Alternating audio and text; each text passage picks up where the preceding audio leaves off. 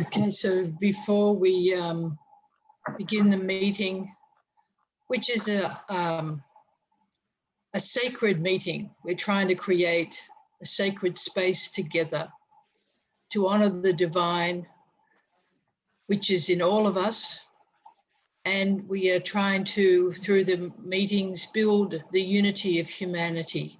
But we want to ground it, that we are living on First Nations countries that they were asked by the divine spirit, the creator God, to look after all life that was on their country, to look after the animals and the plants and all people.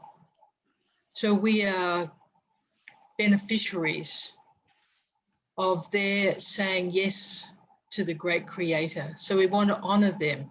We want to show our respect to them, to their culture and traditions, their elders, past and present, and hope that we may inherit their wisdom and to learn to live on the earth in a soft and gentle way for future generations. So we pay our respects. Thank you.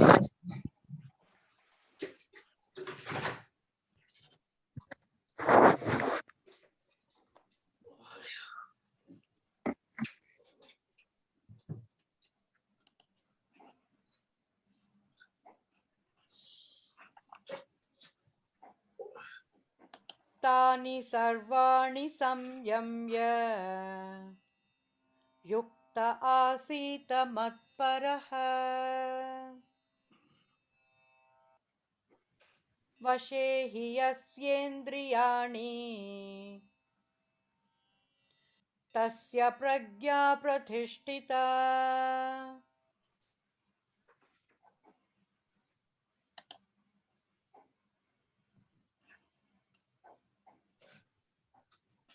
ध्यायतो विषयान् पुंसः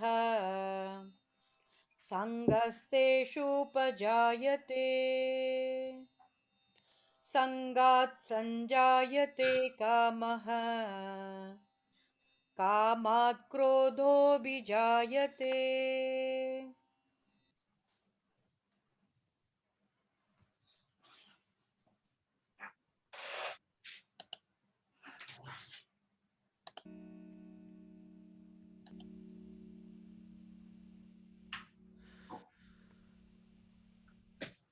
Create in me a pure heart, oh my God, oh my God, and renew a tranquil conscience within me, oh my hope, through the Spirit of power, confirm thou me in thy cause.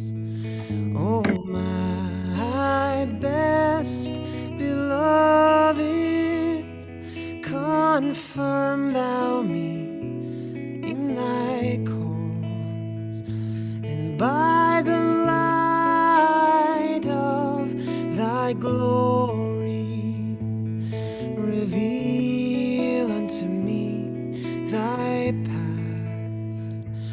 By the light of thy glory, reveal unto me thy path. O thou, the goal of my desire,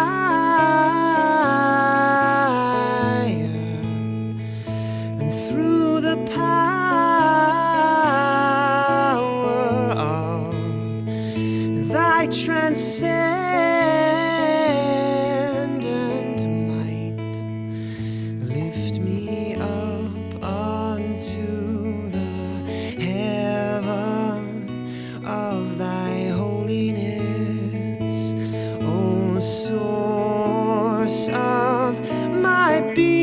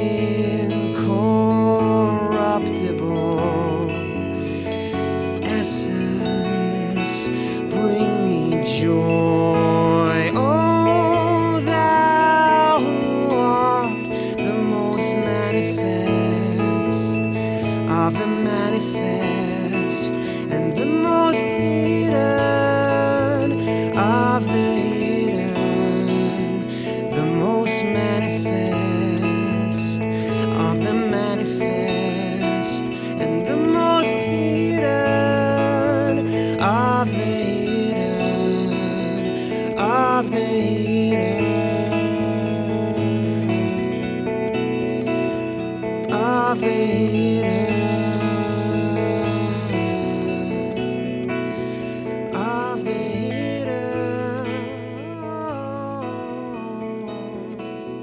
of the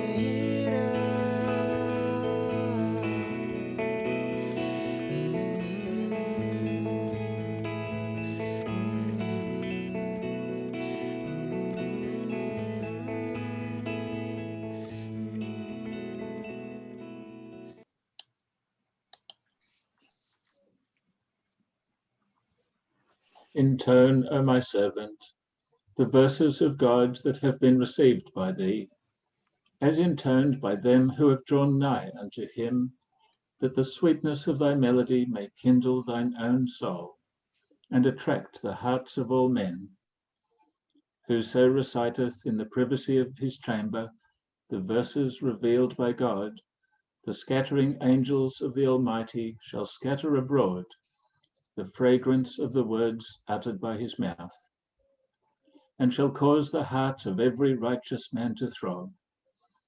Though he may at first remain unaware of its effect, yet the virtue of the grace vouchsafed unto him must needs sooner or later exercise its influence upon his soul. Thus have the mysteries of the revelation of God been decreed by virtue of the will of him who is the source of power and wisdom. Baha'u'llah.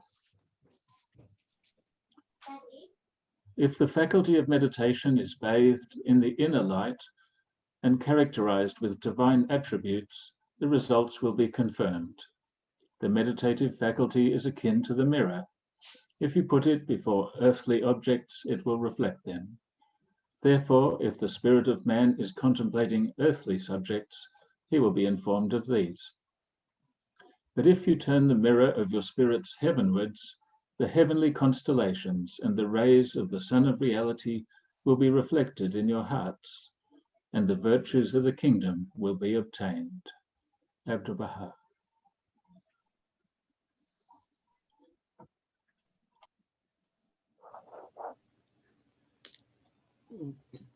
That way, the highest way, goes he who shuts the gates of all his senses, locks desire safe in his heart, centers the vital airs upon his parting thought, steadfastly set, and murmuring Om, the sacred syllable,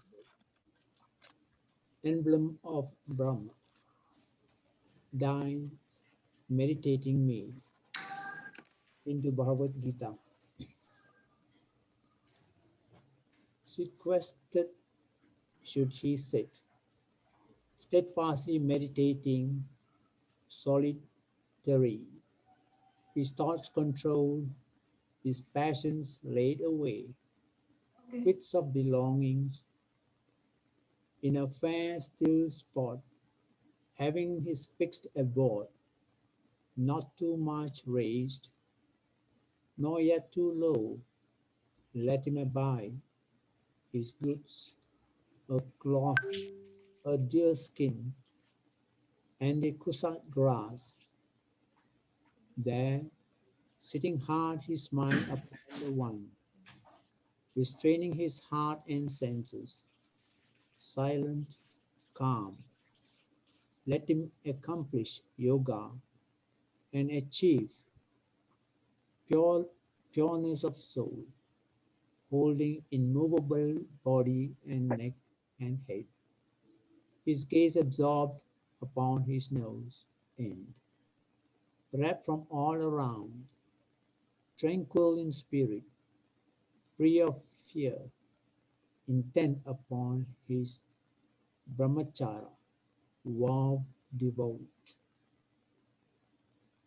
musing on me, lost in the thought of me.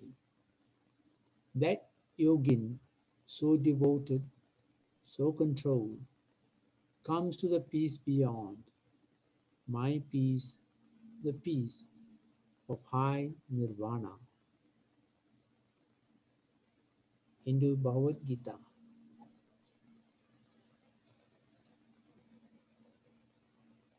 Let a man's thoughts be integrated with a discipline of constant striving.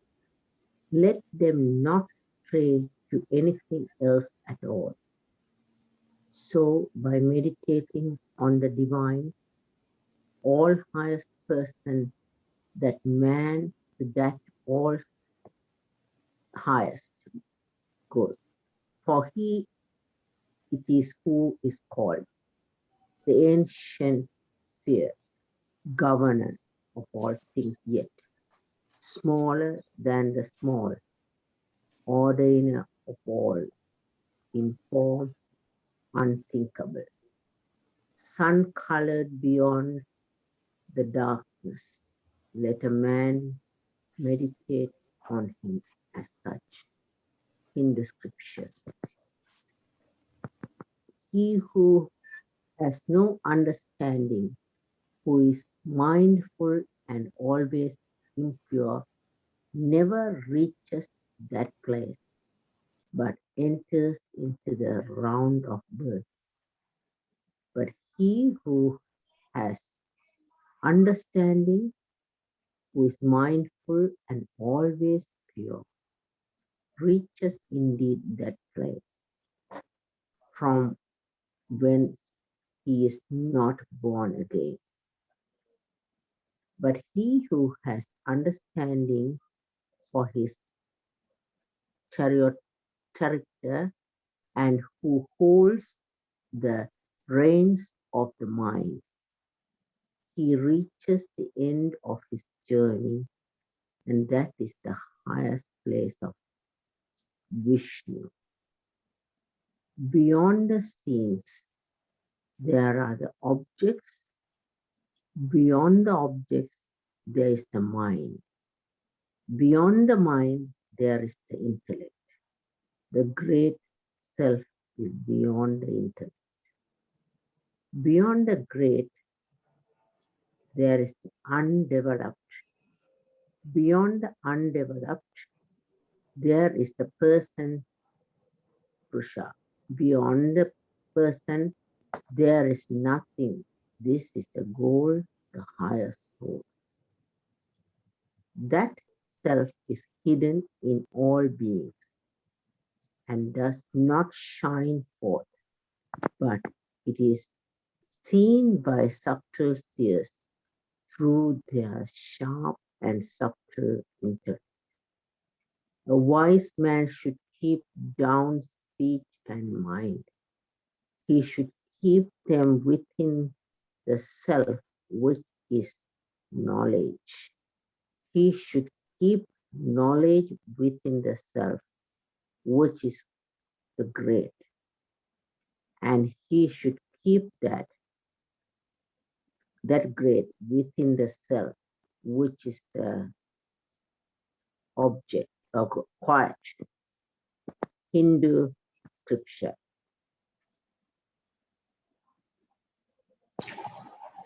That self, which is very small, invisible, incomprehensible, called Purusha, dwells of his own will here in part, just as a man who is fast asleep awakes of his own will.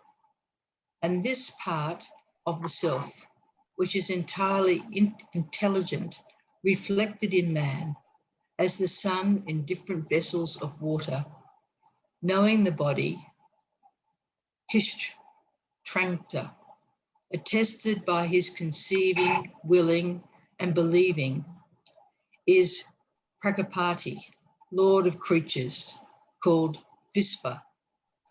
By him, the intelligent, is this body made intelligent, and he is the driver thereof. Whoever lives in the truth, who finds joy in the truth, meditates on the truth, follows the truth, that mendicant does not fall away from the truth. He who has transcended the treacherous mire of samsara and ignorance, who has crossed over, reached the other shore, meditating, motionless of mind, free from uncertainty, and he who is at peace by not clinging to anything, that is what I call a Brahmin. Meditating, free from stain, settled in mind, with job accomplished, without inflowing thoughts, and having achieved the supreme purpose, that is what I call a Brahmin. Don't indulge in careless behavior. Don't be the friend of sensual pleasures. He who meditates attentively attains abundant joy. All from the Buddha.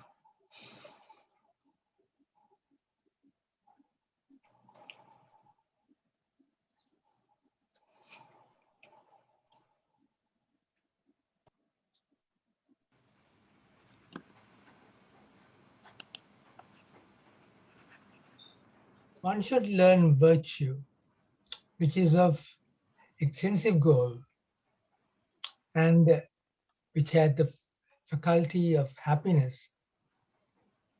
And one should devote oneself to charity, to tranquil behavior, samakarya, and to thoughts of friendship.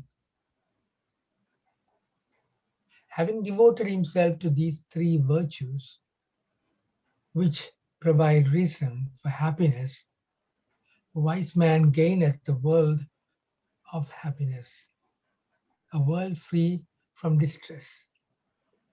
The person is awake, aware, mindful, pure, considerate, self-contained, and lives according to duty.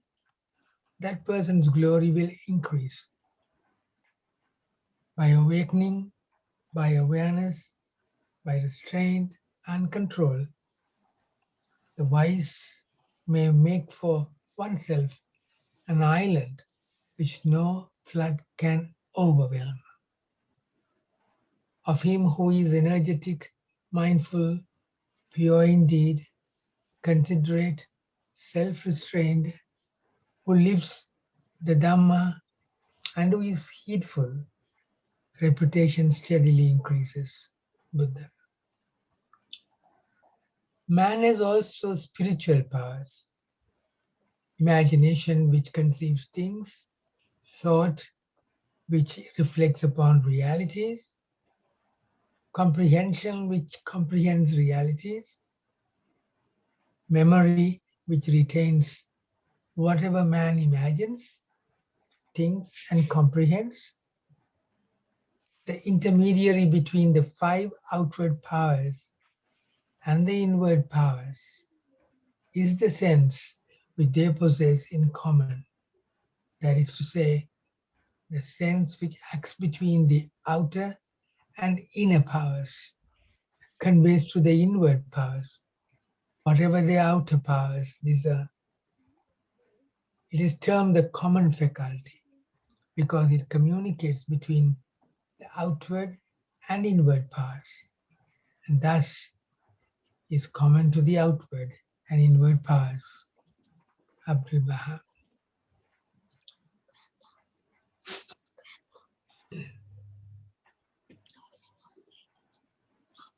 Establish worship at two ends of the day and in some watches of the night.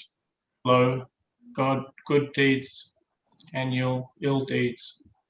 This is reminder for the mindful. The Quran. Verily, in the creation of the heavens and the earth, and in succession of the night and day, are signs to these posed of minds, who remember God standing and sitting or lying on their sides, and reflect on the creation of the heavens and earth, the Quran. This book of the law shall not depart out of thy mouth, but thou shalt meditate therein day and night, that thou mayest observe to do according to all that is written therein. For then thou shalt make thy way prosperous, and then thou shalt have good success. King James Bible. But his delight is in the law of the Lord, and in his law doth he metteth day and night. And he shall be like a tree planted by the rivers of water, that bringeth forth his fruit in his season. His leaf also shall not wither, and whatsoever he doubteth shall prosper. King James Bible.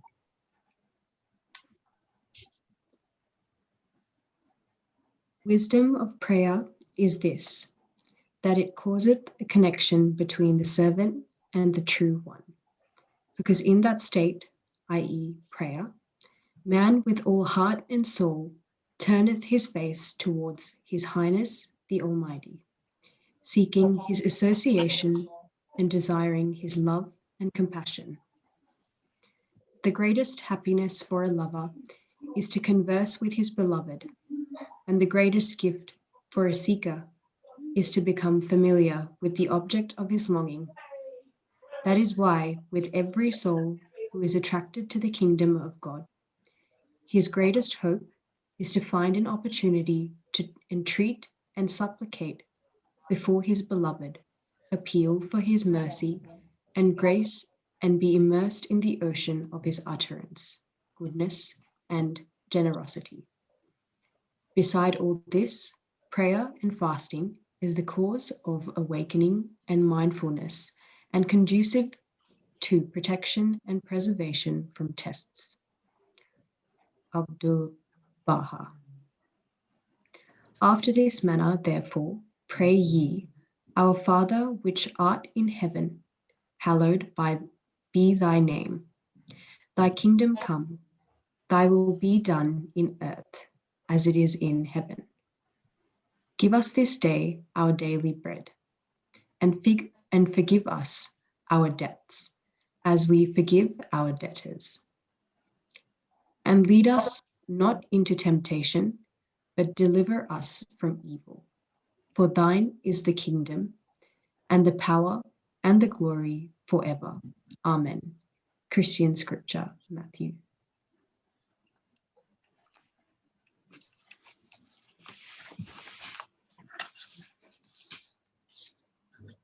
Baha'u'llah says, there's a sign from God in every phenomenon. The sign of the intellect is contemplation, and the sign of contemplation is silence, because it is impossible for a man to do two things at one time. He cannot both speak and meditate. It is an axiomatic fact that while you meditate, you are speaking with your own spirit. In that state of mind, you put certain questions to your spirit, and the spirit answers. The light breaks forth, and the reality is revealed. You cannot apply the name man to any being void of this faculty of meditation. Without it, he would be a mere animal lower than the beasts. Through the faculty of meditation, man attains to eternal life. Through it, he receives the breath of the Holy Spirit. The bestowal of the Spirit is given in reflection and meditation. The spirit of man is itself informed and strengthened during meditation. Through it, affairs of which man knew nothing are unfolded before his view.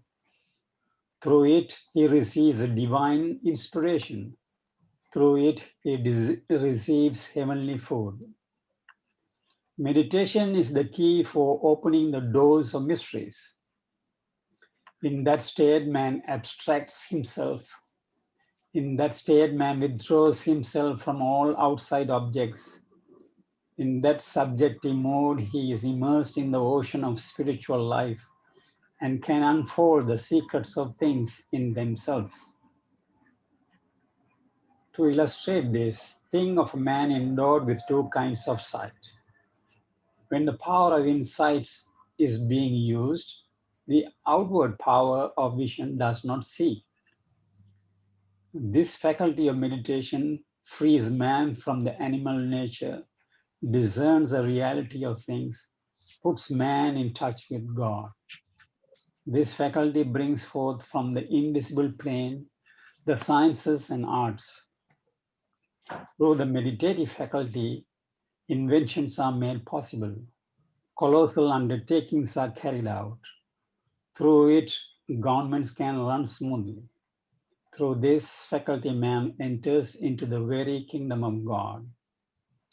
Nevertheless, some thoughts are useless to man. They are like waves moving in the sea without result. Abdul Baha. As to meditation, this also is a field in which the individual is free.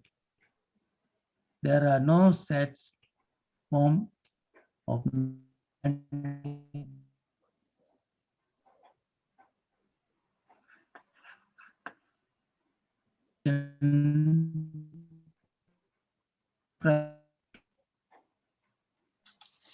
I think your internet is breaking. Can I ask Sachi to read number 9, please? Please. As to meditation, this also is a field in which the individual is free. There are no set forms of meditation prescribed in the teachings, no plan as such for inner development. The friends are urged, nay, enjoined to pray, and they also should meditate. But the manner of doing the latter is left entirely to the individual. Glorified art thou, O Lord, my God. Every man of insight confess thy sovereignty and thy dominion, and every discerning eye perceive the greatness of thy majesty and the compelling power of thy might. The winds of tests are powerless to hold back them that enjoy near access to thee from setting their faces towards the horizon of the glory.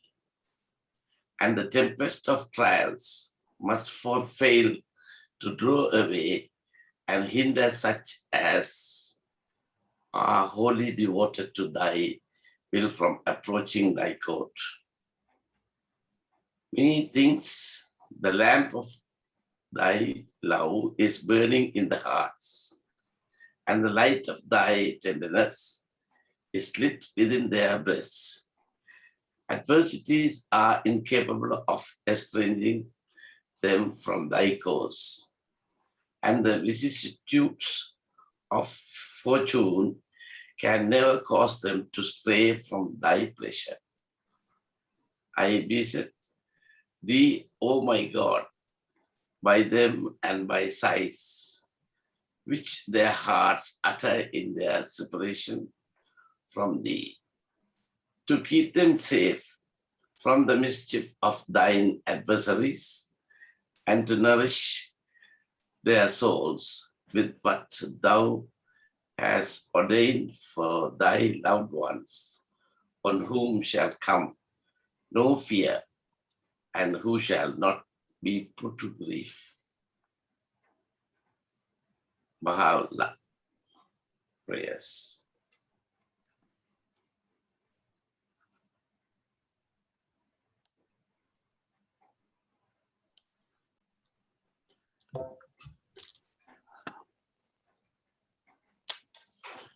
Thank you. Thank you all. I have to welcome, there are a few new faces, and probably this is the greatest number we have achieved. And our speaker today is probably the youngest of for this forum, that is Sharanga Satchi. And a couple of months ago, the Wesley Mission was conducting a training for community members about prevention of suicide. And Father Jagasodi forwarded that invitation to me, and I showed my interest and I attended. And it was Sharanga was one of the two young trainers, and she was my trainer. And I noticed her skills and abilities and an insight into human life and the like. So that day itself, I asked whether she would be able to talk at our interfaith meeting. She readily said, yes, why not? She is still a student at university, and I'm amazed the way that she was running the training. Just want to share this screen. So this is about her. She works as the Tamil project officer at STARTS. STARTS is the New South Wales Service for the Treatment and Rehabilitation of Torture and Trauma Survivors. And she studies psychology at Macquarie University.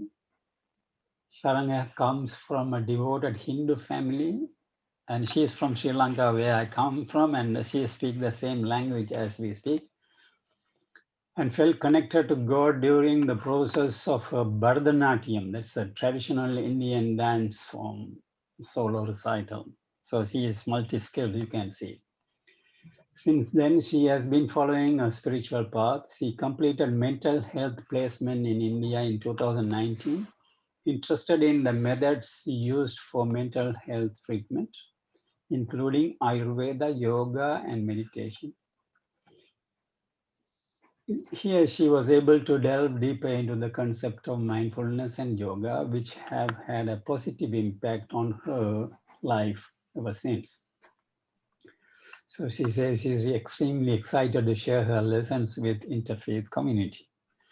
So we welcome, and I am really appreciative and admire Sharanga and young generation like her. There are many, and we want a wide cross-section of people talking in this forum, young, old, different religion, different nationality. So, so let's welcome Sharanga, and I will make Sharanga as a host. If you want to share anything, you could share. Thank you so much for your very kind words, Sivaperi Uncle. Before I would start, I would like to pay my respect to the Daru people who are the traditional custodians of the land that I am on. And I want to pay my respect to their elders, both past and present, of the Eora Nation, and extend that respect to any Aboriginal peoples present. And I would like to acknowledge the separation that they have had from their land and the trauma that they've endured and they still endure today. So thank you so much, Sivaperi Uncle, for inviting me to speak today. I feel so honored to be able to speak to such a diverse group of people who seem to be from different faiths. And I just love this community that I loved reading the prayers with you all. It was a very lovely experience. But okay, so to begin, Yes. thank you.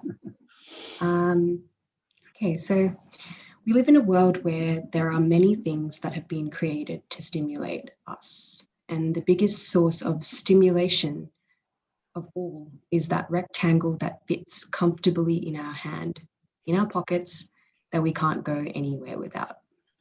That's our phones. Me too. I won't deny the usefulness of this invention. It has definitely made our lives easier in so many ways. But even when we are in the great outdoors, hanging out with our friends or our families, and, just anywhere we feel that we need this rectangle in our hands, and it prevents us from experiencing what is around us and sitting with our own thoughts. And sitting with our own thoughts has become so difficult these days with so many sources of distraction. So we must ask the question, do these sources of distraction prevent us from connecting with others, with our surroundings, with ourselves? My name is Sharanga, as Sivaperiyanku mentioned. I was born and raised in Australia, but I am a very proud Tamil speaker. I love my culture and my language, as the importance of these aspects to my identity has been instilled in me from a very young age. I have quite a few things going on my plate. I teach at Tamil school. I also teach and practice Bharatanatyam, an Indian classical dance form. And as mentioned, currently I work at STARTS as the Tamil project to support, as the Tamil project officer to support the mental health of Tamil refugees and asylum seekers. And as also mentioned, I do study psychology. And in addition, I am an intern at Lifeline Australia, which is an organisation which supports those in crisis 24 hours, 7 days a week. I also dabble in some other extracurricular activities, and I'm currently dance directing a production that is to be staged at NIDA next month. My biggest passion is dance, and my hobbies include reading and a newfound love for embroidery. So as you can also probably hear, there are quite a few things that I'm doing. And so what is the key to balancing all of these activities and my own mental well-being? And the answer is, of course, mindfulness.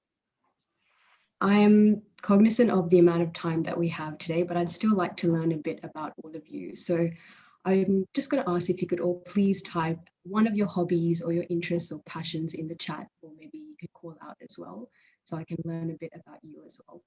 I'd hope everyone could list one thing.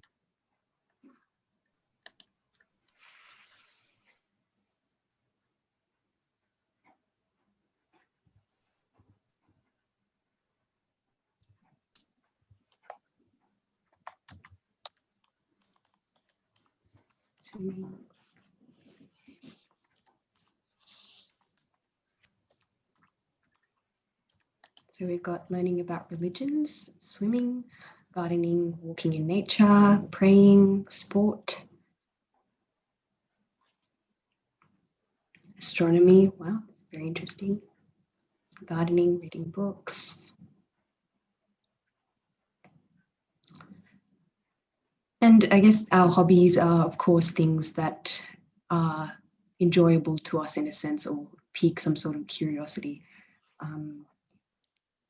My interest is to know the truth, new things. And looking at what everyone's hobbies is really interesting, such a diverse group, really, ballet. Something that I would say is common about all of these things and why it might be so enjoyable, all these activities, is that they all require a state of presence, whether it be swimming, where you're focusing on your strokes, gardening, where you're trying to focus on putting it in the correct, making sure it's getting enough sunlight and water, sports, when you're trying to make sure you're playing well, reading, obviously you're focusing. So all of these things, our hobbies, require a state of focus and presence. This is mindfulness. So quintessentially, mindfulness is about presence, And in the words of Russ Harris, mindfulness means paying attention with flexibility, curiosity, and openness. It includes a stance of compassion, friendliness, and open-heartedness towards the experience observed in the present moment, regardless of how pleasant or aversive it may be. If we look at most of the problems we face, they tend to include an inability to stop thinking about the past or future or even your current difficulties. And as a result of thinking about all these things happening to us, it results in an inability to concentrate on the important tasks. I'm definitely still guilty of this and trying to, become super present and just zen. It is a process, but I've noticed that when we interact with thoughts that come into our minds, interacting with that thought amplifies the amplitude of it by tenfold. So I've drawn this, everyone can see, I've drawn this wave here. For example, this would be the thought, the situation, sorry.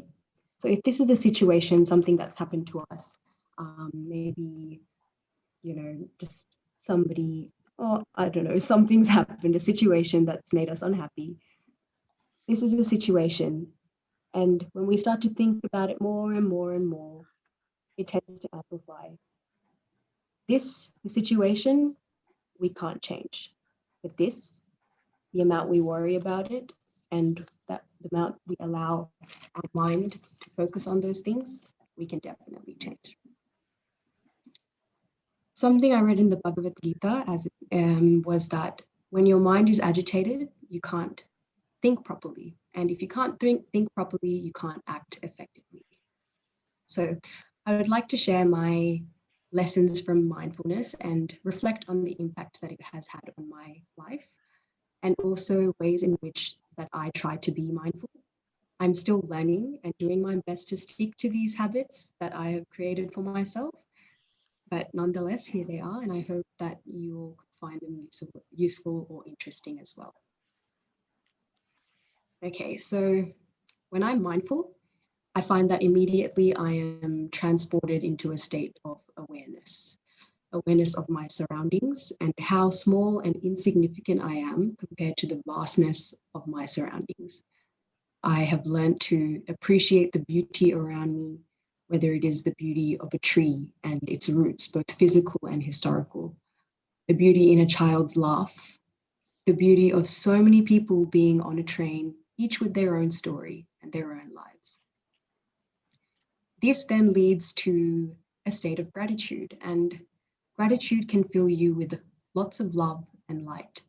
Two things that I think are tools of strength in a world that seems to be filled with despair and darkness these days. I think we can all agree that the news that we hear and see these days is extremely upsetting and can affect our thoughts and cognitions. And that is why mindfulness is our shield. I try to cultivate gratitude and mindfulness daily by meditating. And as many of you may know already, and we were just reading through the prayers as well, meditation helps to release, for me personally, it helps to release me from the control of my own thoughts. And it allows me to acknowledge my thoughts as just thoughts and not my prescriptive realities, because thoughts are just passing things. Sometimes we may think something that's silly, but if we keep thinking on it, then it might turn into a reality. But that's something we just got to remember, that they're just our thoughts and not our reality. Meditation has been proven to help reduce stress hormones, lower blood pressure levels, reduce heart rate, and helps to slow down thoughts and calms the mind. Another habit that I try to stick to is at the end of my night, I write 3 things that I'm grateful for. Thinking about things we are grateful for reminds us of our privilege to be breathing, walking, and seeing. When I write these 3 things, I also find it much more impactful to be specific about why I'm grateful for it. So as an example, my earbuds, so what I use to listen to music, Why I'm grateful for it? Because of the great sound quality, the comfort, accessibility. It's so compact and it's very convenient. So specifying why I'm grateful for it allows me to acknowledge it wholly and truly appreciate what that particular thing or person or feeling is doing for me. So starting and ending my day with gratitude helps me to be mindful of the presence of light and love around me and within me. And it urges me to be a person that emanates light and love. Moreover, quite significantly, I have been able to connect with myself more. So during lockdown last year here in Australia, with so much time on my hands, I was able to meditate and practice yoga daily. And I have never felt more connected to myself. The more time I spent with myself and my own thoughts, the more I began to understand and trust myself. And admittedly, since lockdown, with the busyness of life catching up, I wasn't able to do these things. Almost immediately, I noticed a decline in my mental health. I wasn't as calm or as content. So what else do I need to do to ensure that I remained mindful throughout my day? I began to write a realistic to-do list for the next day before I went to bed, because it helped me organize my day to ensure that I did everything that I set out to do for the day, including allocating some time to myself wherever possible. Now, some people like to do these to-do lists in the morning or even create a timetable, so that's up to you. But if you don't already, I highly encourage you all to follow some sort of routine and notice the change this tiny act of intention can have on your life. Intentional and mindful living. Mindfulness is a practice that needs prioritizing. It needs to get as close as possible to the top of your mental awareness, assuming the role of gatekeeper for your daily tasks. So there are three key things I have learned from mindfulness, and these three things itself can have a profound impact on an individual if they start cultivating it. These are gratitude, awareness, and compassion. I would love to end with a mindfulness activity if we do have time. I'm not sure we have time. Yep. Okay. This one actually involves walking. So getting out of your chair. How is everyone feeling about doing something like that? If not, I can do another. Yeah. And try. Getting some thumbs up. Okay, great. Okay, so I'll get everyone to stand up.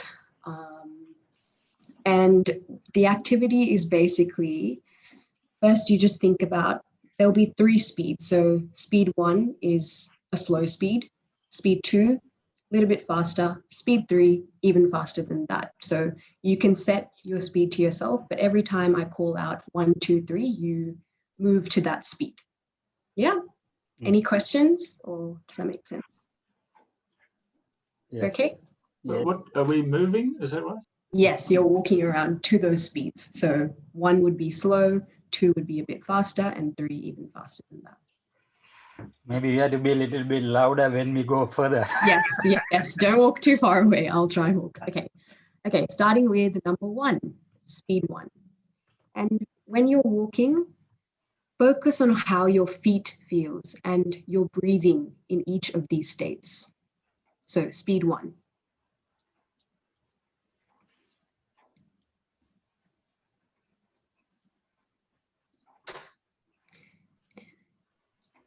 Speed 2, a little bit faster. Speed 3, even faster.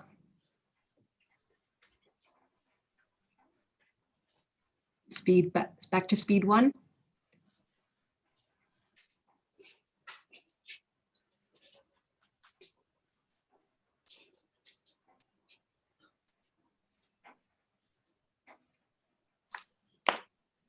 And speed 3.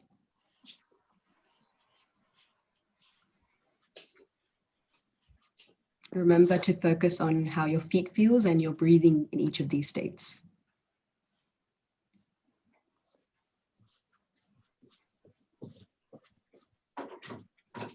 Okay, great. You guys can come and take a seat again. Thank you to everyone who did the activity. And I'd like to ask each of you guys, or anyone who wants to speak and respond, how did it feel to be in state 1? Can one person just unmute and share with the group? For the first time, I was thinking about my feet. It was So you calm. were- It was So I was conscious about it, and I don't think that I ever did that before. You were able to Hmm. you were able to really focus on your feet, yep, Yeah. and your breathing. What about in state 2? Anybody else want to stay how they were feeling? To getting more anxious or Okay. speeding up. Speeding Yes, up, okay. I normally walk at stage 2, because when you're walking or going anywhere, not very fast, I can't walk slowly because I think things are stagnant. Walk speed 2, that is my normal walk. And my wife used to complain that she's unable to cope up with me. So, Same was with my dad and my mom, actually. my knowledge, I used to walk like that. Yeah, so speed 2 is a bit more manageable. Yeah. Yes. What about speed 3? I thought I was going to lose my balance. Yes. Okay. So what I can see from all your observations is that, as Sandeep has very nicely put it actually in the chat, speed 1 was comfortable. You're able to really appreciate the feeling and be mindful about how you're walking and, your breathing. Speed 2, a bit faster, but still manageable. And speed 3, obviously, a bit more chaotic. How was it like when for speed 1 and speed 3, I ended up making you guys do that for quite a bit of time. How did it feel like? Did you start getting bored of having to walk in state, or restless when you were walking in a particular speed for a long time? Yeah, I enjoy walking. After you started the number 1 and the slow, I enjoy walking there. But I think my wife will not be happy. And normally when you are among friends, you used to walk slowly, 1. You are going out anywhere, shopping or just even walk, 2. 3 is very seldom, because that is when I want to do certain things in a hurry, like cooking or whatever I like, I used to move very fast. So these are 3 stages. Yeah. So stage 3, you're less able to be mindful, I guess. You're not able to be mindful of how your feet are and just relax. But at the same time, being in state 1 for a long period of time, it's hard. You eventually get bored, or you just become too complacent. So from that activity, you can see how it's quite impossible for us as humans to be in one state at a time. We would always alternate between state 1, state 3, state 2, and we'll keep alternating between all these 3 states. It's because I'm not sure if it's possible to stay in just one state and be happy. But hopefully you were able to notice how just being mindful and how you walk even can heighten your awareness.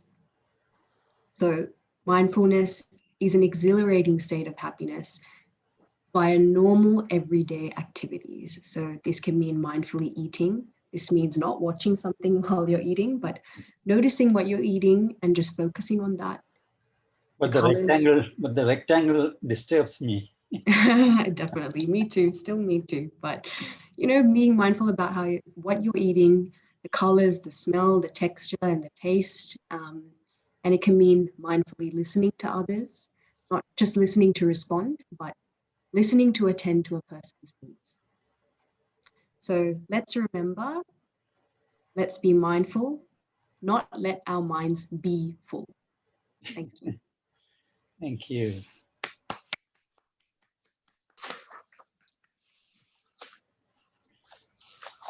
How is it connected to yoga?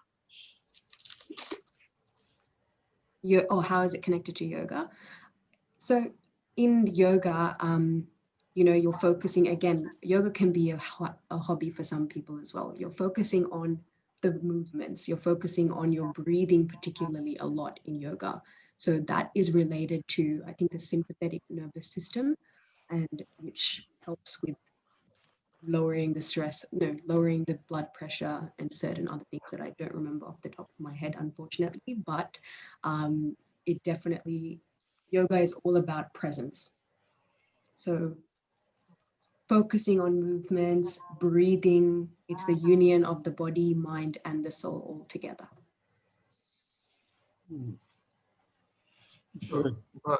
Some type of yoga, they say you sit down at one place and don't think about anything. Keep your mind, don't think about anything. It's very, very difficult, that type of yoga. But I think that type of thinking will relax, you know, someone, you know, who is always thinking about others and various activities, etc. So that is controlling your mind, is it? Not to think about anything. It's very, very difficult. That's a really good question and good observation. I think whenever I meditate, I think it's impossible to not think of anything at all. Sometimes it's possible, but most of the time it's something will come in your head, like just something. But I guess it's about not being mean to yourself and just accepting it's okay for me to think this way. It's okay for this thought to come. Let me focus back to what I was focusing on before. So steering your mind gently back into whatever you were focusing on prior to another thought coming and interfering. Yes, Pankaj. Pankaj, are you there? Because Pankaj is also into this meditation. And are you there, Pankaj? I'm here, Perry. Very nice talk. Thank you so much. It was brilliant. I just want to say on this mindfulness, actually, I'm just trying to repeat what was mentioned, but with one very, very important thing. It has been guaranteed that you will never have any kind of disease in your life, provided when you eat, you are 100% mindful. Every meal, if you are 100% mindful and you are eating, whatever you eat, doesn't matter what you are eating, but it is more important you eat with 100% mindfulness. If you do that, I can guarantee you, you could never have any disease in your life. All the diseases are because of stress, and stress can be defined as think about three things: now, past, and future. So when you are in now, you are stressless. As soon as you go in future, you are pulling the rubber band, you have stress. If you go in past, you are still pulling the rubber band the other way around, and you are having stress. So when you are in now, which is indirectly saying you are completely mindful, then there is no stress. When there is no stress, the root cause of all disease starts with those stresses. So like when, I'll give you an example. When I'm eating, I may think of an office or what is the next thing I have to do, or I may be watching a TV and all that. These are the problems. We are not at the food, at looking at the colors or taste, or we are looking at the television, or we are talking with somebody and all that. So that's all I have to say. Beautiful presentation. Thank you. Thank you so much. Thank you for your insight into mindfulness as well. I've actually never heard about like the research that you've just claimed. It's really interesting. Thank you for sharing that. I think Jung had a question. I saw her put a hand up. Hello, Sharanga. Very interesting that you say that you, well, I guess you're one of the dancing experts. I'm only guessing. I like to see the ballet dancing, and actually I went to opera house to see a lot of ballets dancers, and I think that people express their voices through the, you know, like dancing and singing and something like that. So they verbally, they don't need to say anything, but the way they express to each other and one another is through dancing. And so whenever, I mean, the healthy people will see it that way. But if somebody who, like a doctor in a mental illness clinic, they might think, oh, this person, she thinks that she sing, and when she was singing, she thinks that she met the angel or something. She might be coming to hallucination. You know, like she thinks that she meets a divine being, the divine God, and they might think, okay, she might have, you know, I'm talking about medical experience here. So they say hallucination, not actually how you know that you met the real God, how you know that it's not a real God, and how we know that we've been tested. Like, because I also do the choir and I do singing, and sometimes you just feel like if one day you can't sing, whether you've been tested or not, maybe, you know, how we see that that was a real God come to us. That one thing. The second thing, in the old days when the Hollywood started all the movies, they got Charlie Chaplin. So they have quiet movies, people don't talk. So people just have quiet and, you know, use gesture and do something that make people happy and, you know, like content. So actually when we talk about mindfulness, if you ever manage, you know, like 140 people or 150 people, how are you going to be able to do step 1, steps 2, step 3 when all the day long you get up and you run the floor like a ward, in a hospital, for example, 140 people, how are you going to do step 1, step 2, step 3? And the only thing that I just say, if I'm worried about the mindfulness here, because there are some people, they already do too many mindfulness practice. And so they won't produce anything productive.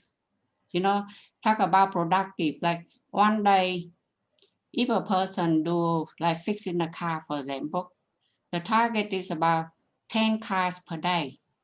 And if they keep doing mindfulness, that's already done, like meditation and prayer and fast and everything. But the government will require productivity and pay increases. So it might be put more pressure on an individual to produce, you know, enough work for the boss. So that is very worried for young people. I mean, for like, you know, you not depend on the age group, how the labor force need to be moved on, you know, because it might be, if we're not careful here, just talk about medical here, we put more pressure on young people and other people in the labor force, in the, you know, in a group that in the workforce. So are you saying mindfulness reduces the productivity or increases the productivity? Well, it depends how an individual apply that practice. And the thing that you see when they say most of people will need to keep silent and don't talk, it means that just say in the workforce, if people have problem and they don't speak up, they keep silent, they keep good for themselves. Actually, they won't help the society. They won't help to build up a very good, you know, like a what you call forum or symposium when people can raise a voice and do consultation, because then people will keep silent. They keep silent for their own good. And actually they're not helping the society at all. And so you see all the presidents, when they get the leadership role, they had to speak up. They want to stand up and say, why you vote for me? What can I do for you? I give you pay rise, I give you better standard of living, I give you this, I give you that. But if they keep silent, nobody know what they want. Yes, so you have to be silent at times. That is when you are meditating. When you have to raise your voice when there is an injustice or unfairness. So I think probably what Sharanga can explain better. No, I can hear you said it pretty well, Super Uncle, but I can hear your concern, Jung. I guess for me personally as a dancer, actually my colleague asked me yesterday, what do you think is the most important thing for a dancer? And I actually noted that it was stage presence. So what I mean by that is that you're ensuring when you're performing, at least not when you're rehearsing, but when you're performing, you're ensuring that you captivate that entire stage and that you lose yourself when you're dancing by not thinking of anything, but embodying and presenting that dance. Like for my type of dance, we are generally embodying a god or a character. So we lose ourselves as we embody that character. So those moments when I truly lose myself and in movement and in another character are some of the best moments that make it so special for me. And I think when you say it might slow down the process, mindfulness is not necessarily just, okay, noticing your breathing all the time, but it's also about being aware. So just whilst aware and listening as well. So like you said, when people are instructing, when the instructor is instructing a group, if they're doing it slowly because of it's even them just being there and properly listening is mindfulness. It's not necessarily just there to slow things down, or it is about taking a breather, definitely, but it's not just about that. It's just the biggest key is awareness and gratitude. So I think as long as you have that, at least an individual can feel happy or feel content. So one question, when you're learning something new, it's just a stress to the mind because the mind has to absorb it. Once you have learned it, then that stress is cleared because it's stored in the mind and it's just repeating it. So anything like when a child is born, child has no stress at all because nothing. When he grows up, we impose stress on the child, from the parents, looking at other things. And then as he grows older and older, gathering more information the mind has to absorb it. Stress goes on developing. The old ancient days, people didn't have much stress because the thing is daily eating, sleeping, and that's the end of it. No greed or anything. So the stress is actually artificially created, and we absorb it. So mainly that's another thing. Even when you're studying, if you're studying initially something you don't know, it creates some sort of stress that you have to learn it. Once you have learned it and mastered it, even work, when you learned and mastered it, the stress clears off. It's people doing repetitive work. They don't have much, their stress is stage 3, as you said, do it faster because same job. But people who have to think and do something, develop, that comes in 1 and 2, as you said, steps. So it's various things. The stage 3, because they want more production, the same repetitive things, your body activity, everything has to work very fast. And so it is just a very thing. And we are imposed by stresses as from time we are born to the time we die, looking at various things. And some people create stress for others, that is another thing. Okay. I'm just thinking about the evacuation. Like if you work for the large building, and in the evacuation process, that people just have to run, and you're not only mindfulness yourself, but you got to help other people mindfulness, that they run like 23, 24 steps down from the top to the skyscraper building down to the bottom level. So they got mindfulness because the step 1, step 2, step 3 won't apply, they will have to run.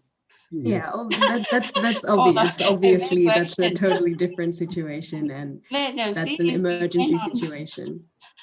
It depends on the situation, yes. I think Sharanga has a rehearsal, so she has to leave soon. I'm so Oh, sorry. so when is a performance, Sharanga? Why don't you invite this group for you? Oh yeah, I mean, if you Thank you, guys want to Sharanga. come. Because some of them don't know what the Bharatanatyam is like. Oh, this one's not a Bharatanatyam one. I mean, I think we have one Bharatanatyam dance in the production. It's a production about four friends who start a cafe, but they're each going through different problems, I guess, in their life, and they're all trying to cope with it. And there's different dances in it, so I'm just dance directing and managing all the dances in this. That's your students, or you are doing it? It's not my students as per se, it's a group of students, and I'm just making sure that they're on track. There's different choreographers. But it's on I think the 17th, it's at NIDA. It's on the 17th. The Saturday show is sold out, but if anyone's interested in coming to the Friday show, it's at NIDA, and tickets are $30, but they go to all proceeds go to Palmera, which is an organization that aids people in rural Sri Lanka. Yeah, so if anyone's interested, please feel free to shoot me a message. Where is the performance? When? Where? NIDA? NIDA. Yeah, New South In the Wales city. University. Yeah, Yeah. New South Wales. Near UNSW. Yeah, next to my home. Oh. I know NIDA. Thank you, Sharanga.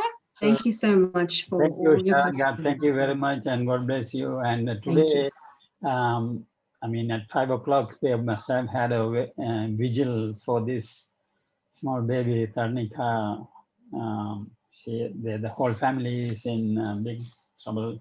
So, friends, please remember them in your prayers. And thank you, Sharanga. We'll be in touch, and welcome again. And thank you, your friends to come and talk. Thank you so much, everyone. Bye-bye. Wish you all the best. Sharanga, thank you. It's a good speech, mature speech. Yes. Yeah, wish you all the best. We will try to put that in practice. Yeah. Yes, I'm still doing my best to make sure I keep doing it. But yes, let's try. Already good. Thank you, everyone. Bye. Yeah, bye-bye. Bye-bye, Sharon. Bye-bye. Yes. So that was really wonderful. I mean, I didn't know that she does so much, but at the training, the way that she presented, I observed that she was very skilled. So it was Father Jagasori who actually introduced me to go to the training. And thank you. You're welcome. Yes. So any comments? Any?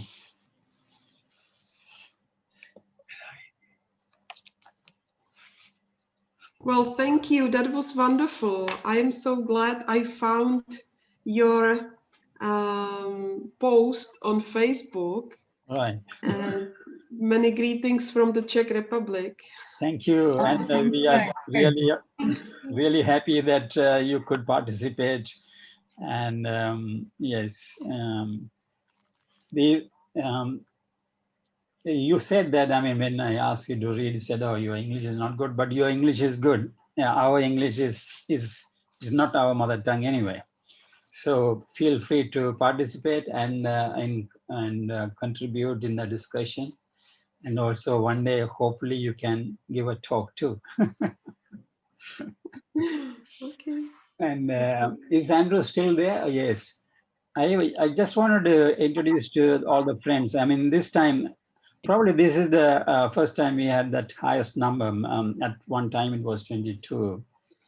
And so in many ways, this was the first, because she is the youngest one to talk in this forum. Last time we had Ben, he's a little older than her. But I have a friend here, Andrew, whom I met at the Baha'i temple when I was guiding. And my wife also met him. And he is very interesting. He's very much, to me, he is very much in the higher level of spirituality. we had a long chat, and Andrew, can you say hello to everyone so that everyone can see you? Oh, pleased to meet you all. How are you? Yes. How are you? So he's an electrician by profession, but he has dedicated 2 days of his week, every week, to go to the Theosophical Society and read on and meditate and things like that.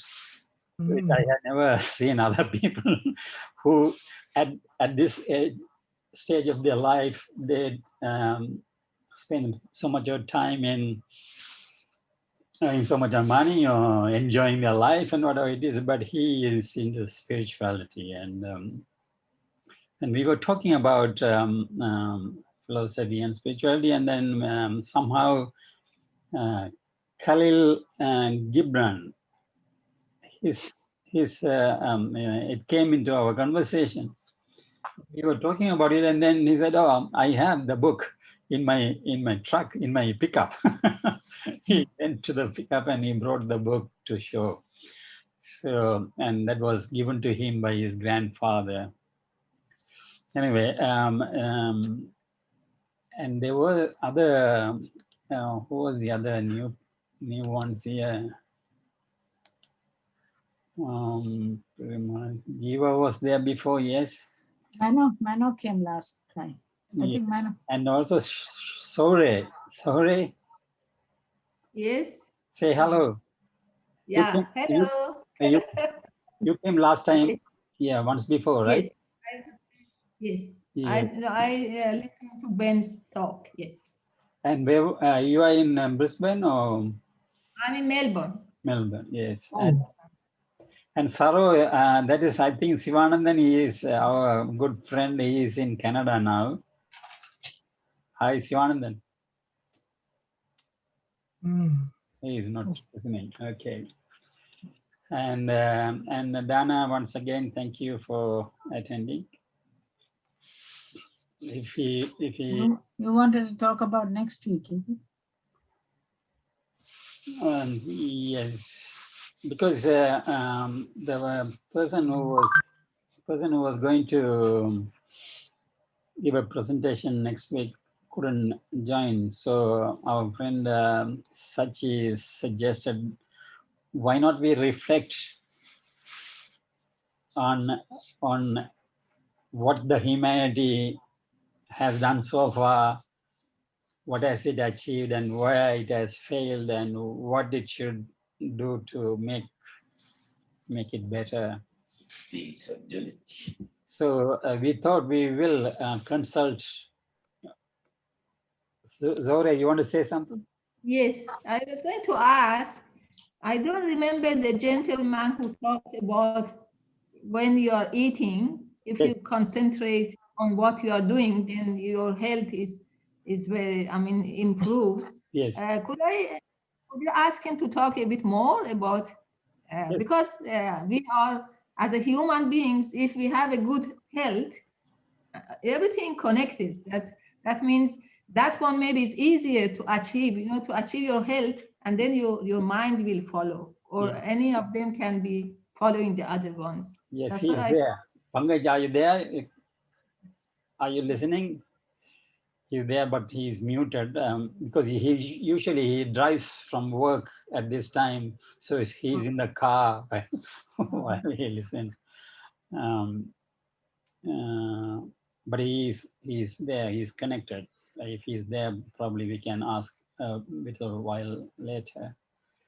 So next week, there's no any special presentation. We are going to reflect on what the humanity has been doing so far and where we made Standing. where we didn't do well, and what we could do as in future as together to achieve the betterment of the world. And also we wanted to consult or reflect as an interfaith forum, how here we have been doing so far and what can be changed and how to improve. So you are all please welcome to come to the next one. And Zora, also, you wanted I to think say something? initially Tracy suggested that if there is not a speaker, then we talk of some other virtues and things. Is that right, Tracy? Yeah, she mentioned. When we were a small group. Yes, she mentioned, but now probably and this is also very important that collectively to think about where humanity is heading and what we have done and where did we fail or how we can change. I think that is a very important thing to do. And also how we are doing this interfaith meeting, what can we change, how to improve it. Any suggestion, any ideas, any comments? Zore, did you want to say something else? I was just going to suggest that all the writings which you have at the beginning, yes, we could have some like reflections on or read some of them. I mean, everybody could say, oh, I found this quotation very interesting, or why? Why did you think? Yes. It's a way of talking. So to reflect on the writings that we select, is that right? Okay.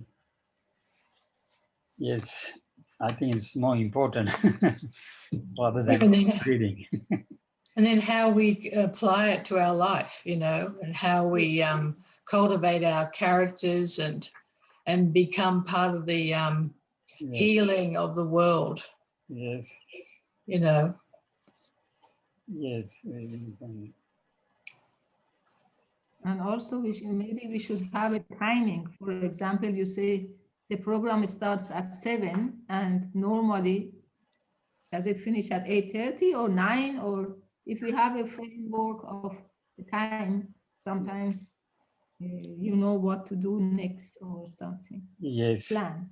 That's right. It's very fluid. It has been very fluid all these days.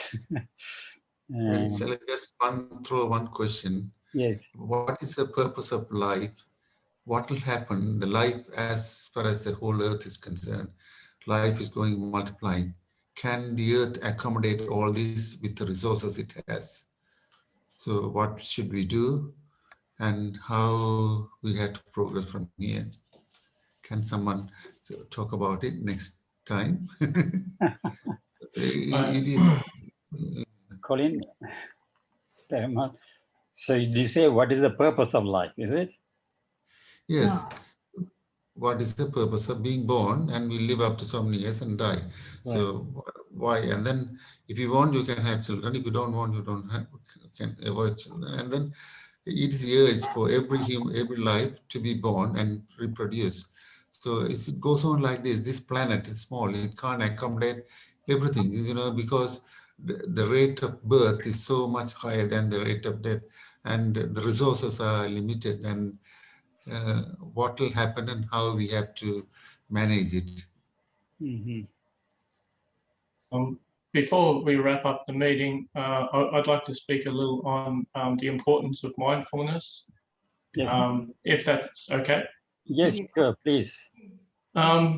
So what I can recognize for myself personally, the importance of mindfulness is, and the early parts of the journey of the path of non-duality is eventually where we want to get. And that's more of acting from the God self. It is in the beginning, so we think, so we feel, so we act.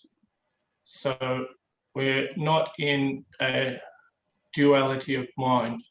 So we're not thinking one thing and then thinking, no, it's not, it's this and it's that. These are the trappings of the world. And it's the back and forward of these sort of thoughts that make us terribly inefficient. So later down the path, what we'd hope to achieve is a union with God and to act from the God self as an avatar. And this is only my understanding.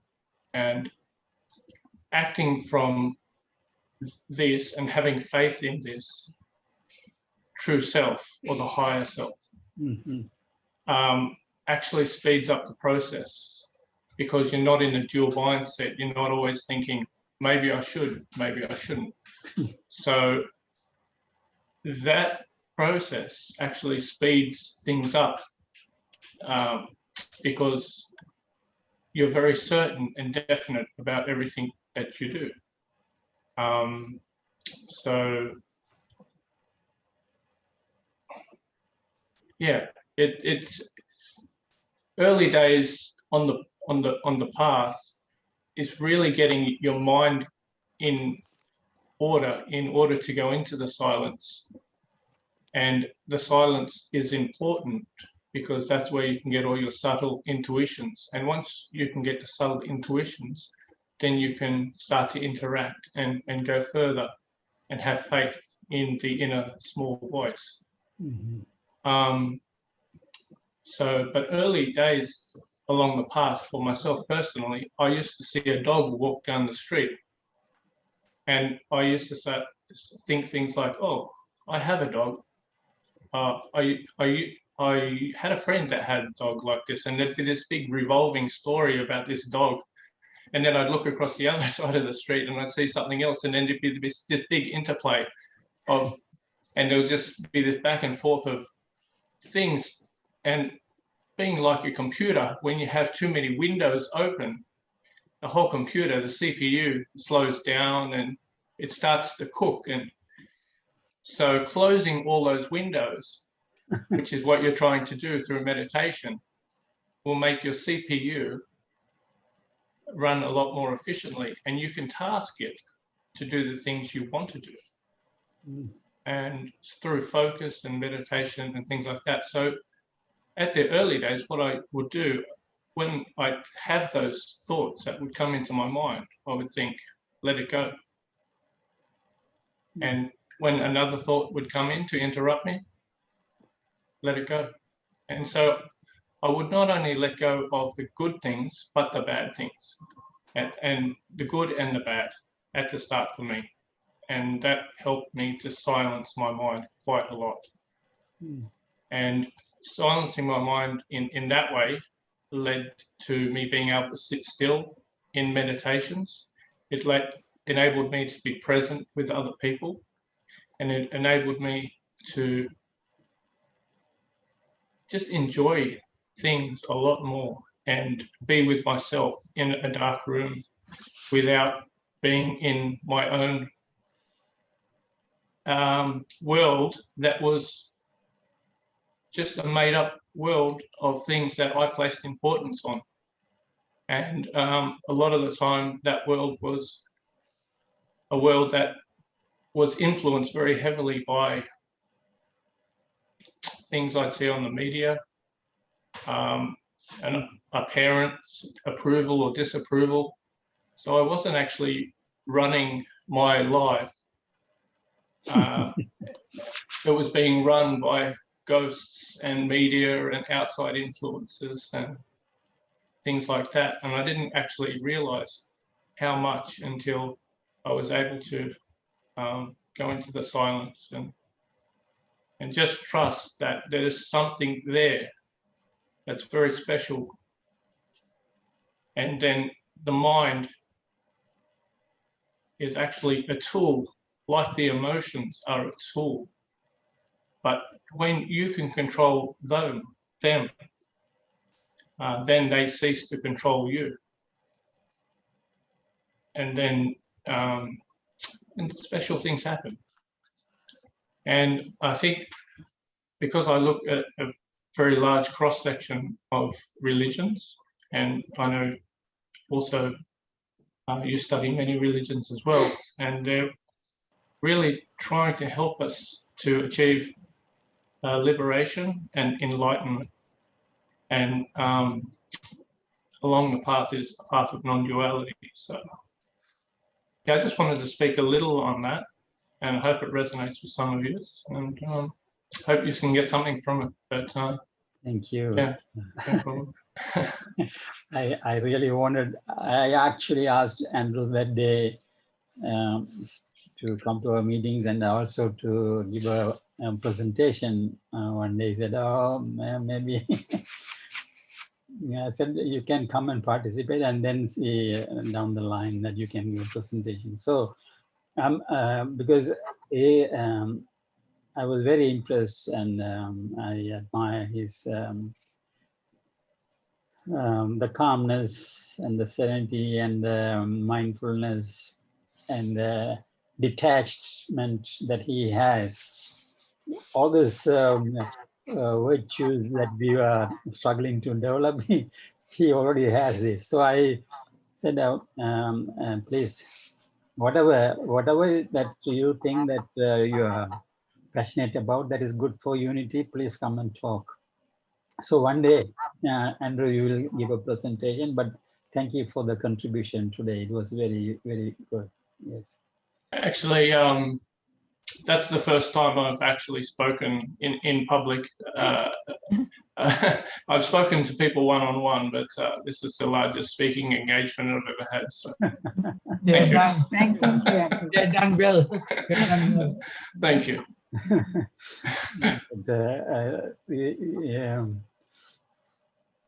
There's in the Baha'i writing that we study about the holy words of the manifestations of God.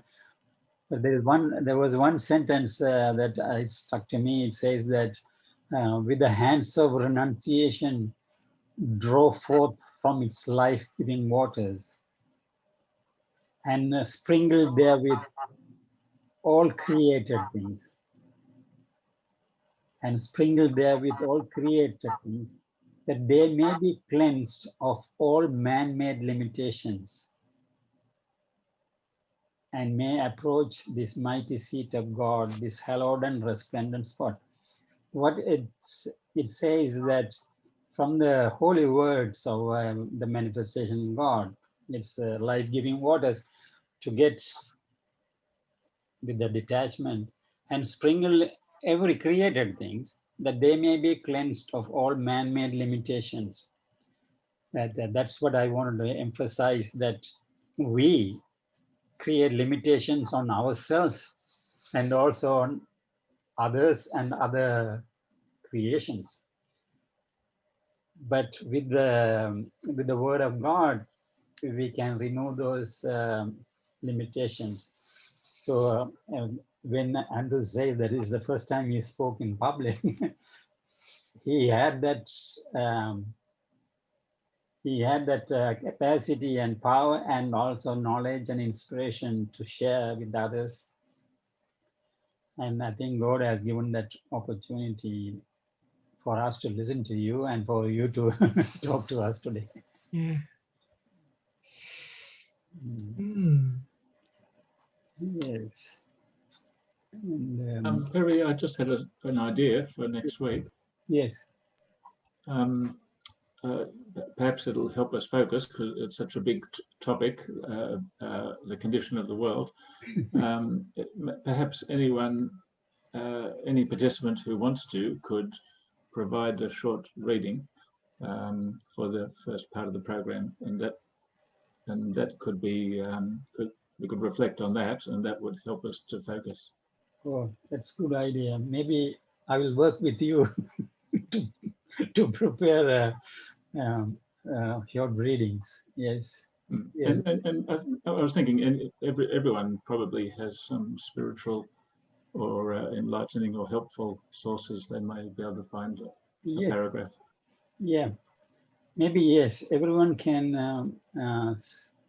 share a quote about the condition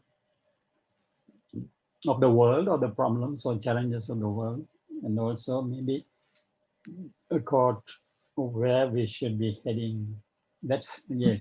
Maybe if there's no compulsion, but if you can share some quotations towards that, we can use that as the... Yeah, come with questions. We'll try to answer together, yeah? Yes. Clear the doubts. And yes. It's better to ask, yeah, seek. We will seek for that. Yes. Each country has its own version of the world.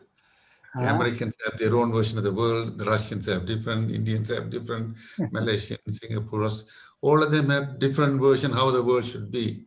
So there is no common strategy how the world should be. So because each country wants to think that the world should be like this, and then also they keep their country above others, and by blocking other certain things, very unfair things. So it is a very difficult topic, but I don't know how we are going to anyhow. We'll be doing something to unite the whole world, to get a general opinion of life and how, when a life is born, it has everything. God has created life. It should live like any other life, like all humans should live like anyone else. The one is not superior from other, but is a greed and all this materialist world which is bringing the difference between various human beings and the attitude of various countries, trying to impose on something they believe on others which they don't believe.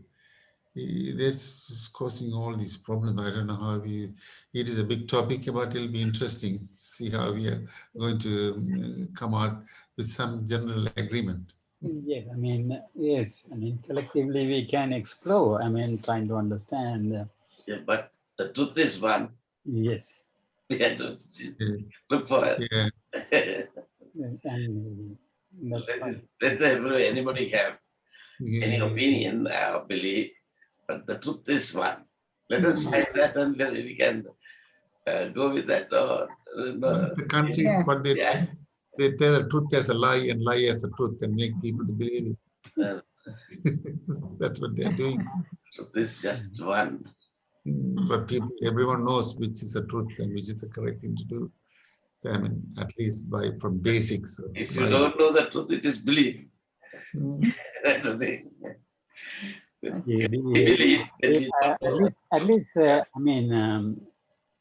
whatever the countries, whatever the nationalities, everyone wants unity in the world. There's no doubt about it. And so at least in that there is agreement. Of course, how to get to that probably is the different perspectives.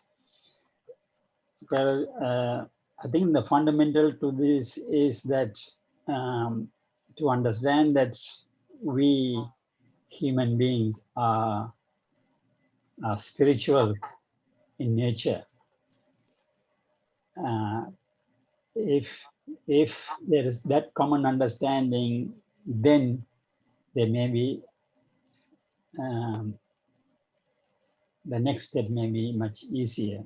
But when there are friends or countries or policies which is based on assumption that there is nothing spiritual about him, we are just a body that is moving here and there. If someone says, I believe, that means he doesn't know it. I know it means I know it. Believe means sometimes, if you don't know, you believe on something. That's what happens in various countries. They say, we believe that is how it should be. We believe. So, but it doesn't mean that he doesn't know it. That's why he says he believes. So there's a lot of difference between belief and the truth and what we know is correct. Yes. Because if the countries behave like that because they are too greedy. Actually, by nature, there's a very faint line between need and greed. If we can identify that, we'll have very little problem or no problem. When you go beyond that to greed, then only the spirituality and everything blows out. So that is the thing. That's why we must first understand the truth. Then you will realize. Look at the animals. I always compare that. Because I don't think they are greedy. Day-to-day life. And there is plenty in this nature for them. because they don't hold. I have told this earlier also. So I think because our brain has developed unnecessarily or too much, we have gone into those shortcuts. So that is going to destroy us. Very soon, the earth will be there. You can't destroy earth. That is nature's product. We are the people who came to the earth. We will be destroyed because there were already 5 global extinctions. So likewise, it can happen. We are nearly with the COVID. We are near to that. Still, we have not learned. Anyway, we'll come with the questions. Yeah. We can find answers. Yes. Doesn't matter. Okay. Okay then. So, Father Jageshwari, we have not heard from you, and Perumal. Yeah. I don't want to talk too much. I've been talking every time. But you look sick. I thought I'll listen. Yeah. You look sick. Are you okay? Yeah, I'm all right. I'm all right. I'm all right. Thanks. Okay. Perumal, any comments? No comments. Just listen. Okay. Yeah. Next week we will say why what has happened to the world.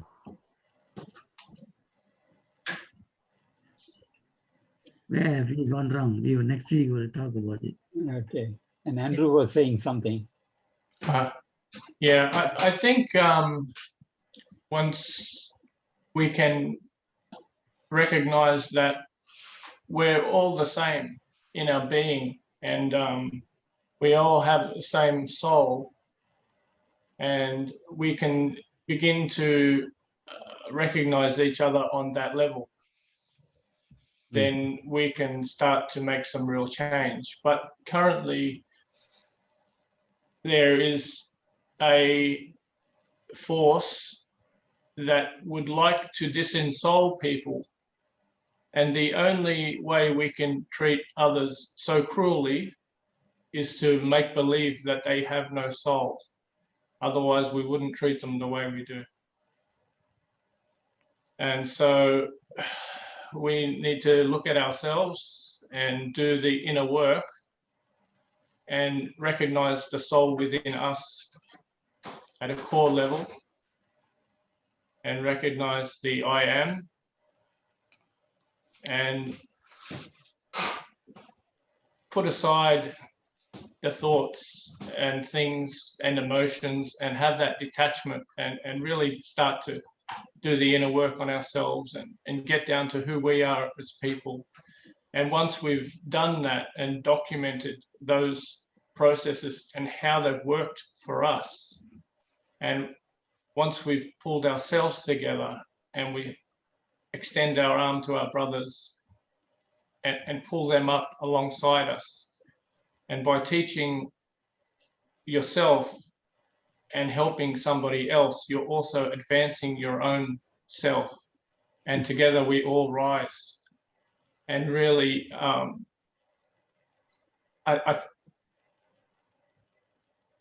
think it has something along those lines. Yeah. Thanks. Yeah. So, thank you. Yes. Yung, do you have anything to say? Yes, I have an idea that I need help with, because I learn a little bit every day. You know, in one of the writing that said that if we have mindfulness, we have meditation, we have to do prayer, practice prayer, and then we do fasting.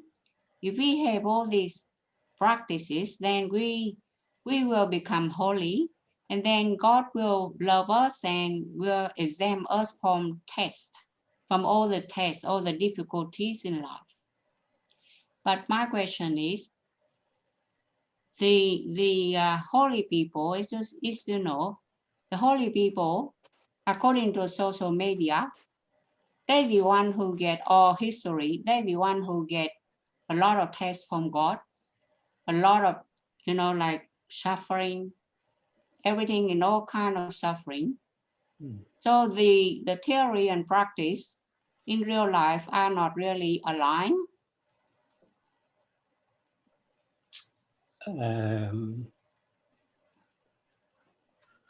Maybe I'll ask Andrew to answer it. Okay, I'll do my best. And what I'll try to say is each of us, depending on our neighborhood or what city we live in or country, these things scale down and scale up infinitely. And they usually scale all the way into the inner soul. But once we are able to listen to the voice inside and know what things are right by using the moral compass which lies within us, then we truly know what is and isn't right. Because when we do something that isn't right or it acts against our nature, there's this ricochet that happens, and you'll start to be pulled apart by it, and you'll have to deal with it on a level. It's one of those things that may keep you up at night. So once you start to recognize those sort of things that get your mind spinning back and forward and keep you not being at peace with a decision, then those are the things that we can say, well, sorry guys, I think. What happened?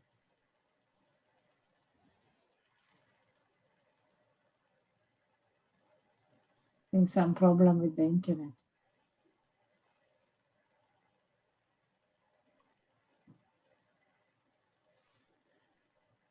Is it or?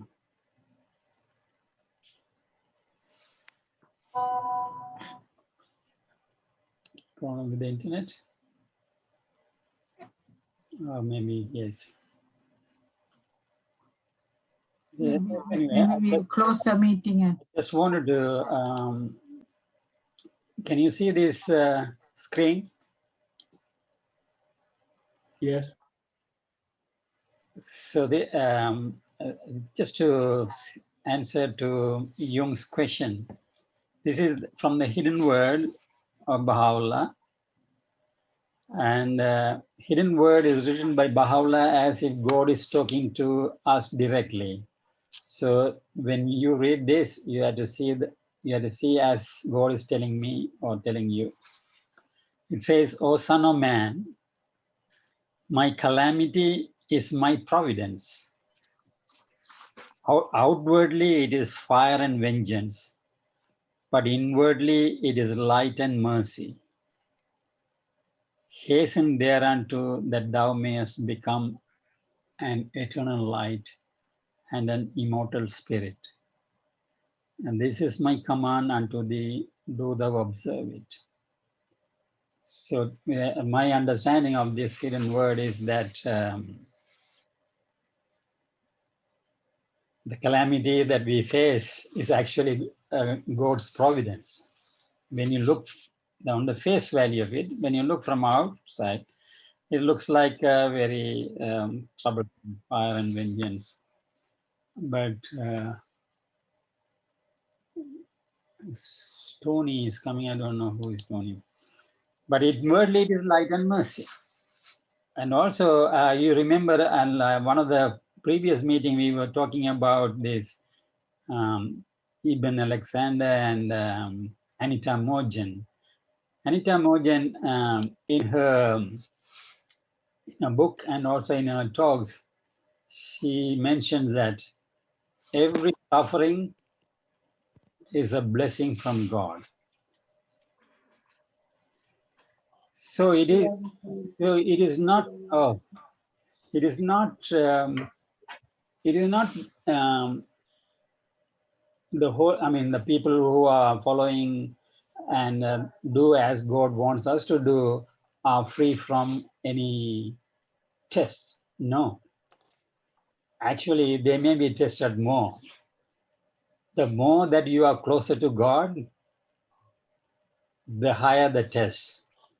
It is like you are going through the school. I mean, if you are in grade 5, the test is easier than the test in grade 8. So as you go closer and closer, the tests are higher. And also, Baha'u'llah says that no one will be tested beyond their capacities. And in another prayer by the Bab, we say that I know of a certainty by the virtue of my love for thee, that thou wilt never cause tribulations to befall any soul, unless thou desirest to exalt his station in thy celestial paradise, and to buttress his heart in this earthly life with the bulwark of thine all-compelling power, that it may not become inclined towards the vanities of this world. So in that prayer, Abba is saying that God will never allow tribulations to befall any soul, except for 2 reasons. One, to bring us spiritually to a higher station. And the other is to become detached from this worldly life. So God is all powerful. Why does he allow people to suffer?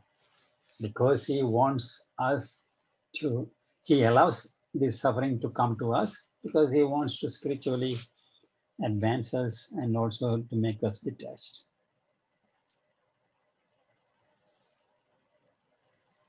Welcome back, Andrew. Yes, I'm sorry. Okay. Sorry about that. My son's iPad, my son's laptop battery died all of a sudden, and I was really in some sort of right in the middle of something profound, and I was There's some wisdom behind it. just about to solve the world's problem, and the answer was Yes. So you can continue. Yes. Sorry. Where was I? No, she was asking why the people who have been following the God's guidance, but they have been tested, they suffer. Why is that? Oh, okay. Yeah, sorry. I think I was answering a question from previous about how we can be on the same level spiritually and speak to each other as beings on yeah. So I think the recognition of the divine spark within all of us, and once we learn to speak with truth from that place and be in the divine presence with God at all times, and it's there, and we all have the capacity, and it's in every writing that I've seen, and you know, it's the recognition of a God, and it's the path to back to that space where we can speak from that truth, and that truth is a universal truth. Mm-hmm. It's not a truth that's an ego truth, because the ego truth is a lens which has been established, and it's different for all of us. And it has the wants, and it has the desires, and it has the I need, I this, I that. And that's where the selfish part of all of us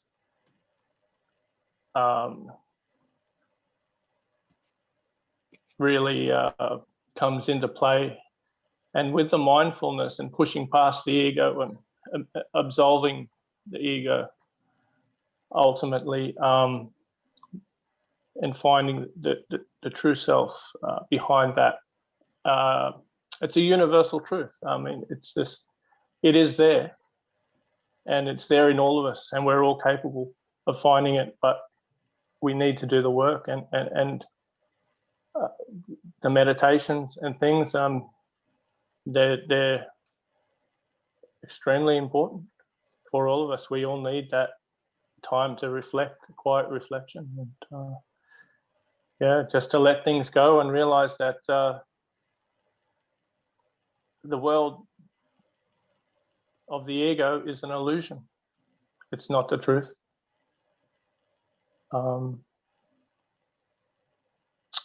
Yeah, and once we get leaders that can speak from the truth, and people that know the truth, recognize the truth, and a lot of the leaders aren't speaking from the truth at the moment. They're speaking from the I want, I need, this is best for me, for my country, for they're not recognizing people on that soul level, and they probably haven't recognized themselves on the soul level.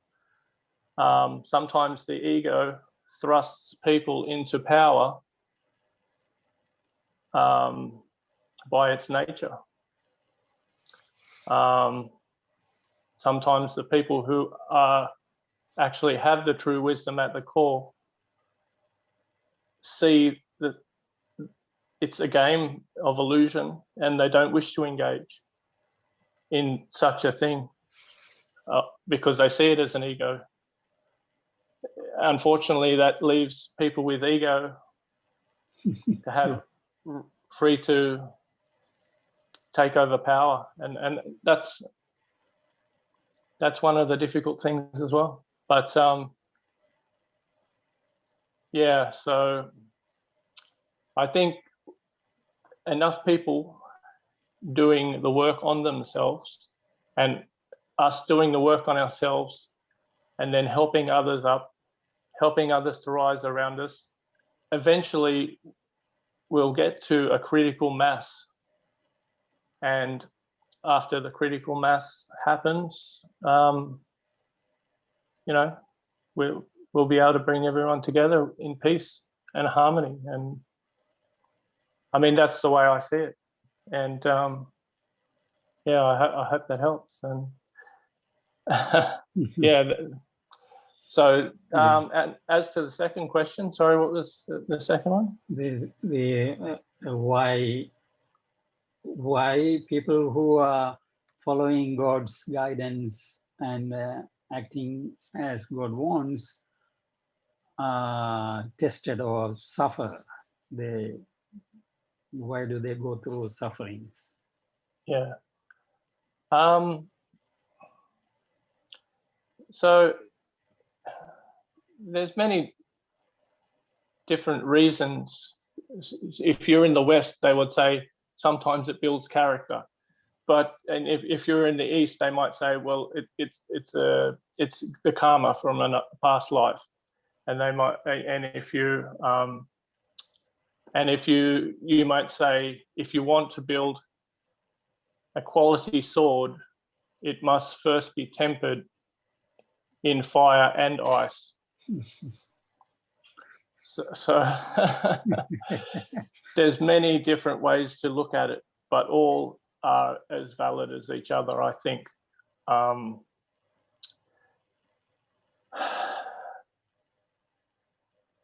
Sometimes wisdom, too freely given, isn't valued as much as it needs to be. Sometimes we really need to work for things to feel the value of them. And that's another way of looking at it.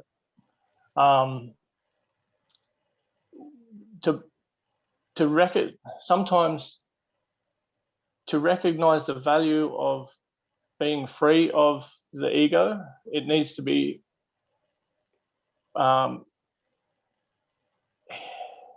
it needs to be something that you really need to want to get rid of. And you need to recognize that you'll do better working from God's grace, which is inside you. So sometimes we have these sufferings, and it makes us suffer until we come to that realization within that, no, I don't want to act from this facade or this mask or this fake self. I just want to be present in the moment, in a pure awareness, in the presence and the presence of God.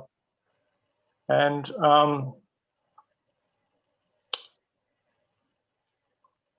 the suffering is just the thing that makes you recognize that on a personal level. I think. I'm sorry if that was a little bit of a waffle, but yeah, that's the way I see it. Thank you for your explanation. I think your help is appreciated. Thank you. The only thing I'm worried about, like when people do meditation, some of the people who are expert at meditation told me that they saw God come to be with them in their meditation, and they just asked me whether they just asked whether that's a true God or just somebody that, you know, like pretend to be God, and just, you know, like make fun out of them. Okay.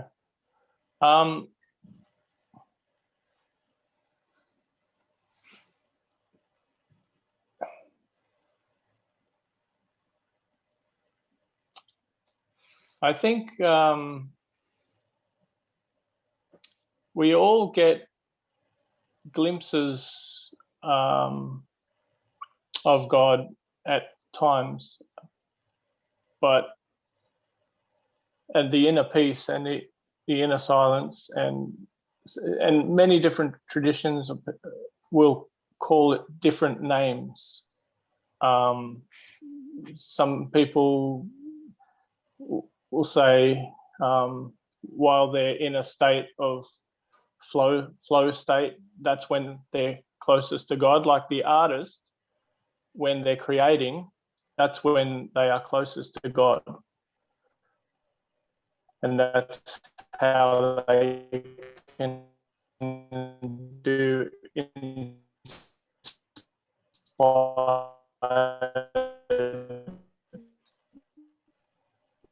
Your internet is writings and inspired works. And sorry, hello. Yes, that's you know what I'm asking, because it's happened in Buddha.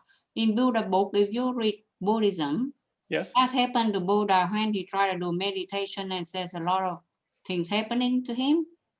So it was in a history. Yeah. So in Buddhist meditation,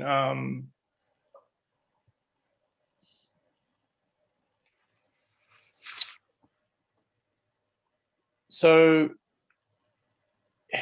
the most difficult part of the Buddhist meditation is realizing that you're actually, the Buddha is always with you. You've never left the Buddha. You're always the Buddha. It's just recognizing it within yourself. It's the same as recognizing Christ, the Christ within yourself. He's always there, and he's never left you. It's just with the constant bombardment of media and outside forces, it makes it so difficult for us to go back and recognize our inner self, because God has never left you. The Buddhas, you're always the Buddha. You're always the Christ self.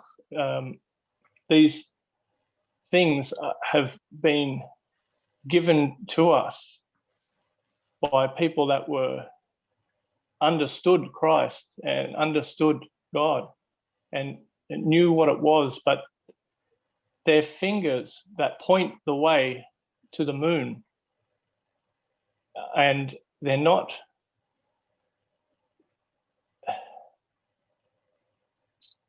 they're guiding us to show us. They're all the writings, all the spiritual writings throughout times, all the spiritual paths, and they're all trying to get us to recognize the self and our union with God. It's never left us. So we just need to do that inner work, and it comes through path of devotion and silence and love, and it